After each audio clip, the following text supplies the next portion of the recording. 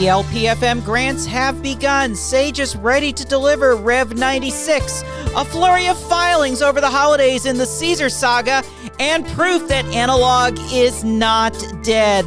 All of that coming up right now. REC, FCC Today, Peachy Bradley. This is FCC Today, the podcast for Tuesday, February 6, 2024. Last Friday, the FCC started granting singleton applications that were filed in the 2023 low-power FM filing window. This includes the REC-supported application for Riverton Radio Project Association for a new station on 89.1 here in Riverton. Riverton received the first call sign approved for this window, WVWA, a tribute to a great radio-related skit created in the mid-1970s about a small radio station. So far, the FCC has identified 709 singleton applications, of which 103 have already been granted. Sage Alerting Systems announced today that the very long-awaited firmware upgrade REV96 has been officially released. This new version includes new functionality to accommodate the FCC-required cap polling technology, as well as revised names for certain alert types. Owners of the Sage NDEC Model 3644 must already have REV95 installed before attempting the REV96 update. The REV96 update will be free of charge for anyone who purchased their NDEC new from dealer stock after December 12, 2021, and for those who purchased prior to that date, they can obtain the upgrade for $159 from an authorized Sage distributor. Originally, the FCC had set a deadline of December 12, 2023 for broadcasters to have their EAS equipment updated to meet the new requirements. While other manufacturers were able to meet that date, Sage had reported that their release was going to be delayed. As a result, REC Networks and the National Association of Broadcasters made a joint request to the FCC for an extension of the deadline.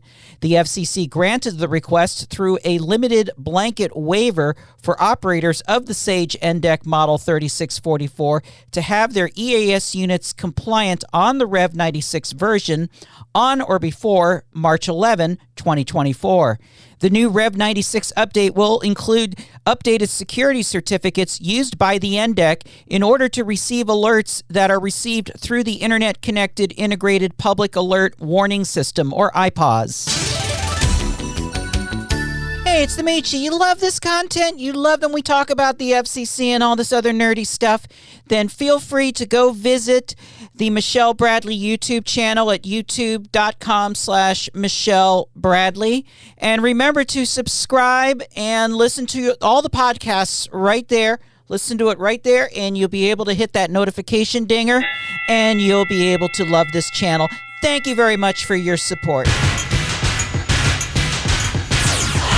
The Cesar Guel case is continuing. This case, now before an administrative law judge, is to determine the involvement of Antonio Cesar Guel in respect to 7 now canceled low-power TV station licenses, and whether Guel was a real party in interest in these stations, whether there was an unauthorized transfer of control, and whether he had de facto control over these facilities.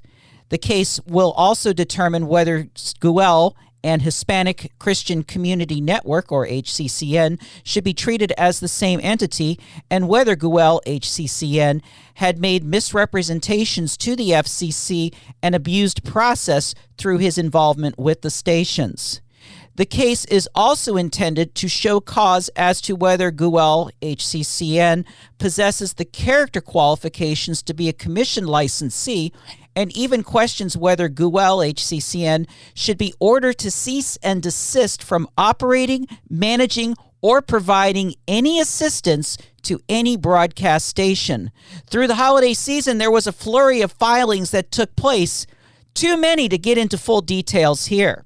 On November 9, 2023, Guel, as former president of HCCN, filed a motion for summary decision with respect to these issues. On December 7, the Enforcement Bureau opposed that motion. On December 18, the Enforcement Bureau filed a motion to expand the hearing to determine Guel's involvement with stations licensed to the Mekadesh Group Corporation and to add Mekadesh as well as Hispanic Family Christian Network as parties to the application.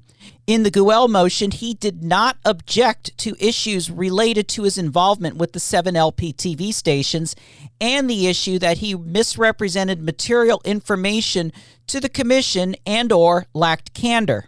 Guel stated that he would accept a determination adverse to him in this proceeding because he does not qualify to be a commission licensee due to his lack of U.S. citizenship.